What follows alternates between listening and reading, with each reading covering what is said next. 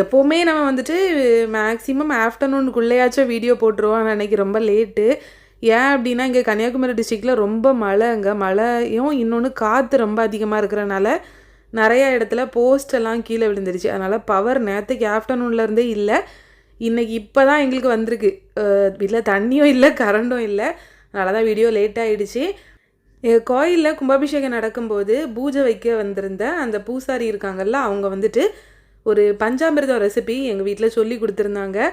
இந்த பஞ்சாமிர்தத்துக்கு நான் அடிக்டே ஆகிட்டேங்க. ஏன் அப்படின்னா இது எனக்கு எப்போல்லாம் தோணுதோ அப்போல்லாம் செய்து சாப்பிடுவேன். ஏதாச்சும் கோயிலில் ஃபங்க்ஷன் அந்த டைம் தான் பண்ணணும்னு இல்லை, எனக்கு தோன்ற டைமெல்லாம் சாப்பிடுவேன். இதுக்கு என்ன வேணும் அப்படின்னா வீட்டில் இருக்கிற எல்லா ஃப்ரூட்ஸும் எடுத்துக்கோங்க. எவ்வளோ ஃப்ரூட்ஸ் வேணாலுமே போட்டுக்கலாம். ஆனால் கண்டிப்பாக இது கூடால வந்துட்டு டேட்ஸு, அப்புறம் தேன், நெய் இந்த 3ம் கண்டிப்பாக சேர்த்துக்கணும். அப்போ தான் டேஸ்ட் வந்து ரொம்ப நல்லாயிருக்கும். மற்றபடி நீங்கள் வந்துட்டு வாழைப்பழம், மாம்பழம், மாதுளை, பப்பாயா, ட்ராகன் ஃப்ரூட்டு, ஸ்ட்ராபெரி எது வேணாலும் ஆட் பண்ணிக்கலாம். குட்டி குட்டி பீசஸாக ஆட் பண்ணிக்கோங்க.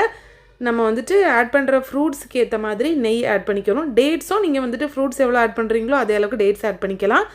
ஸ்வீட்னஸ்க்கு வந்து ஹனியை வந்துட்டு நீங்கள் கம்மி பண்ணிவிட்டு அதுக்கு பதிலாக நாட்டு சர்க்கரையும் சேர்த்துக்கலாம். நான் வந்துட்டு பாதி அளவு தேனும் பாதி அளவு நாட்டு சர்க்கரையும் தான் சேர்த்துருக்கேன்.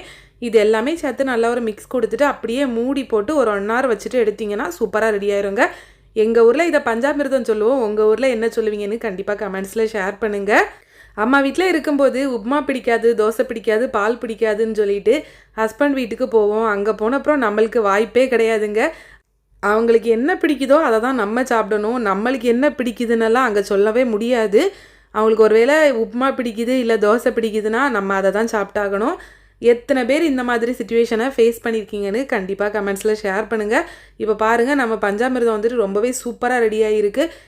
இதை ஒரு 1 hour நம்ம வச்சுட்டு அதுக்கப்புறமா எடுக்கும்போது நல்லா அந்த ஃப்ரூட்ஸில் இருக்கிற ஜூஸ் எல்லாமே இறங்கி சாப்பிட்றதுக்கு ரொம்ப நல்லா இருக்குங்க. அதை விட டேஸ்ட்டாக வேணும் அப்படின்னா நீங்கள் வந்துட்டு முந்தின நாள் நைட்டு செய்துட்டு அதை அப்படியே ஃப்ரிட்ஜில் வச்சுட்டு நெக்ஸ்ட் டே எடுத்து சாப்பிட்டு பாருங்கள், செம்மையாக இருக்கும்.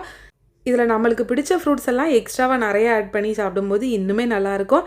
உங்கள் கோயிலில் ஏதாச்சும் ஃபங்க்ஷன் வந்துச்சுன்னா கண்டிப்பாக ட்ரை பண்ணி பாருங்கள். பிடிக்காத சாப்பாடாக யாரெல்லாம் சாப்பிட்டுட்ருக்கீங்கன்னு சொல்லுங்கள்.